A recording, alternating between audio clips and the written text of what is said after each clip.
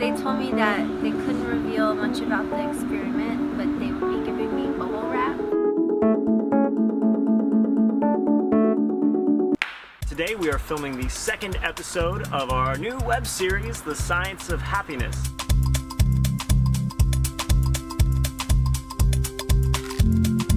The Science of Happiness is the brainchild of Matt Pittman and Mike Bernstein, and it's a web series that's looking into the recently emerging field of positive psychology. We knew at the first episode that we were capable of doing something emotional and personal, and here we're doing something a little bit more investigative and comedic. This one is a little bit more based in research and more like a human nature aspect of it.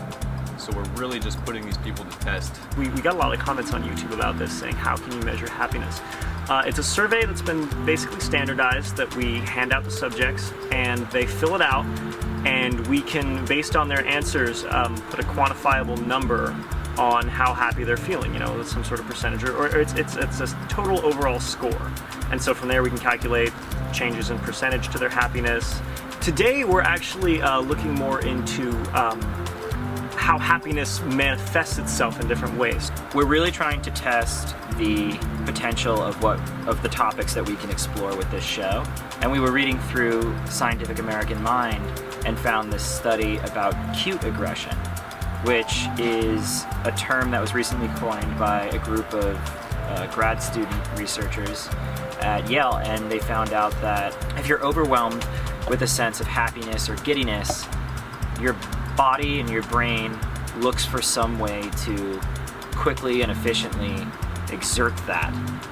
And the fastest way your body can come up with is aggression. That's why you hear about when you see a cute animal, you have the desire to squeeze it. We don't think about why we do that, and that's I think that's sort of the beauty of this show, is delving into things that we just do but don't think about from a scientific standpoint. Well, since I'd seen the first episode, I just thought they were going to ask me questions about what made me happy and who's influenced me and that kind of thing. I had no idea I was going to be watching a slideshow of animals popping things. I definitely am in love with dogs, so when I saw that, it made me pop the bubble wrap a lot. But then I saw things like lions and cats and cute little, rats, and I'm like, oh my god, they're really trying to get the waterworks out of me.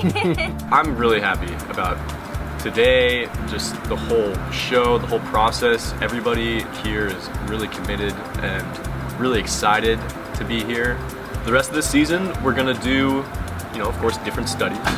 We're gonna do a few more in the lab, but Mike and I are thinking that we're also gonna go out on the street and do some outside of the happiness lab, which could bring a different element to the show, and go out into the real world and see where we can find happiness on an everyday basis, which would be pretty cool. I think happiness is something we're all searching for, and now that science is getting a hand into the game, it's something that we can actually learn from and take real actionable steps to improve our day-to-day lives. I think this is studies that are well worth doing.